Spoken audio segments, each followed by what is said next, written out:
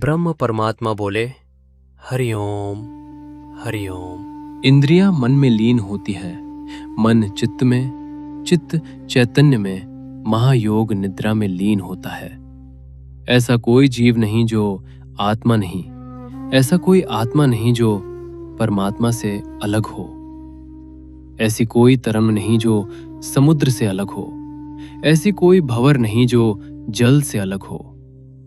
ऐसे ही घट का आकाश, मट का आकाश, नेक का आकाश महाकाश से एक है।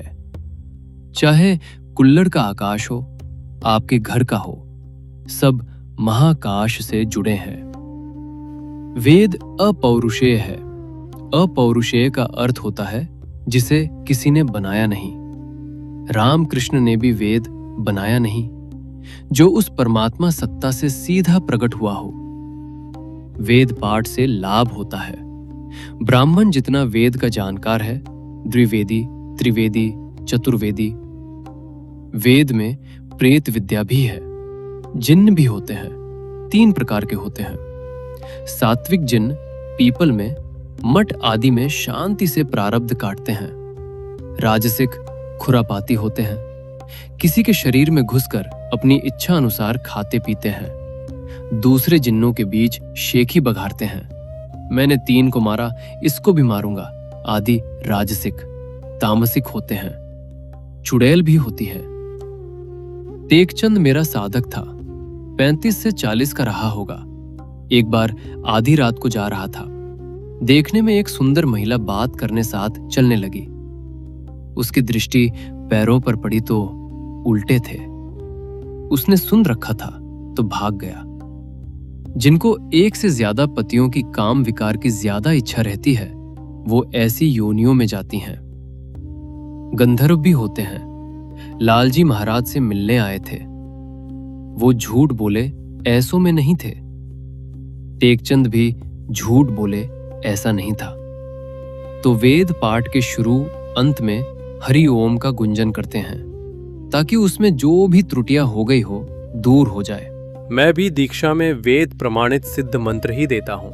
सिद्ध मंत्र अर्थात जिससे पूर्व में परमात्मा प्राप्ति हुई हो। पुराने मंत्र हरिओम नारायण ओम ये सिद्ध मंत्र है। अपने मन से नए मंत्र नहीं देता। एक आया था, नींद नहीं आती, उदयपुर का था, कंपोज 5 लेता हूं फिर भी नहीं आती। मैंने मंत्र दिया, उसको फायदा हुआ। ऐसे ही एक जेल में था, लीवर की तकलीफ थी, मेरे पास आया। मैंने उससे कहा, जितना भी लीवर खराब हो गया हो, 1 चुटकी चावल सुबह पानी के साथ फाक ले। चावल टूटे नहीं हो, साबुत चावल हो। 4 से 5 दिनों में ही उसकी सूजन कम हो गई।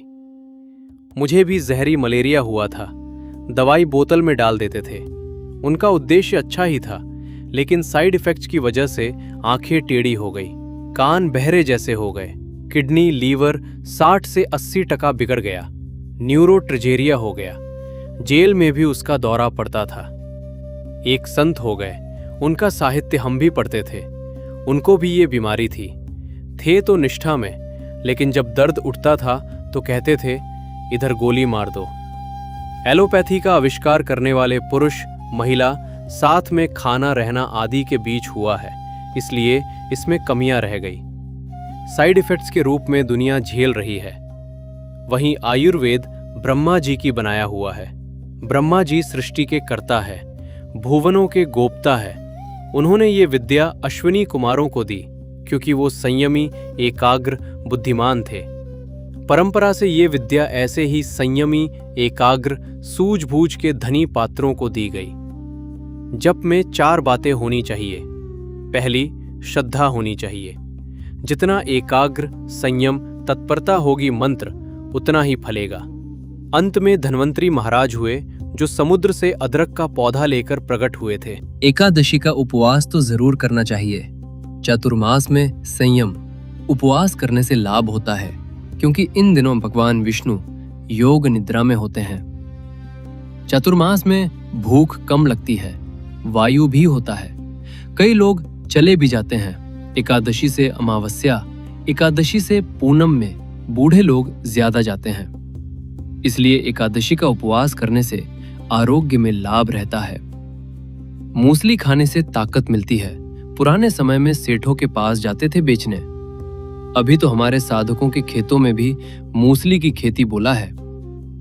1 किलो मूसली या पालक, करेला आदि सुखा कर रख ले तो 100 ग्राम सूखी सब्जी बचेगी। उसे जब बनाना हो तो रात में पानी में भिगो ले, तो फिर से अगर 10 किलो थी तो उसमें 9 किलो तो बन ही जाएगी। आजकल तो साधन भी तेज हो गए हैं। पहले घोड़ों, बैल, गधे की सवारी होती थी। पाकिस्तान में अभी भी गधों पर पानी ले जाकर आय का साधन मानते हैं। उनके पास गधे रह गए। लेकिन अभी तो कार, काइनेटिक सब आ गया। ऐसे ही पहले कबूतर से संदेश भेजते थे, अभी मोबाइल आ गई। ऐसे ही साधना में भी तेजी के साधन बता रहा हूं। श्वास में या तो हरिओम गुंजन, जिसमें अच्छा लगे, जल्दी आगे बढ़ जाओगे। अंतःकरण शुद्ध हो तो दूसरों के बारे में भी बता सकते हैं। ऐसा मेरी माँ के पास भी लोग आते थे पूछने के लिए, लड़का कहीं चला गया है, आएगा या नहीं, बैल खो गया है, मिलेगा या नहीं। तो मेरी माँ राख का गोला बनाकर बीच में चम्मच सीधी कर पूछती थी। उनको लगता था कोई सच्ची बीबी आकर बता जाती है। असलियत में अपना ही अंतःकरण शुद्ध होता है तो भीतर का अपना देव ही सही बात बता देता है। अभी 10 मिनट शांत जरूर बैठना, और भी बैठ सकते हैं। मौन रहे, 40 दिन अनुष्ठान, 1 सप्ताह के भी सतत मौन संलग्न रहे तो शक्ति की रक्षा होती है, लाभ होता है।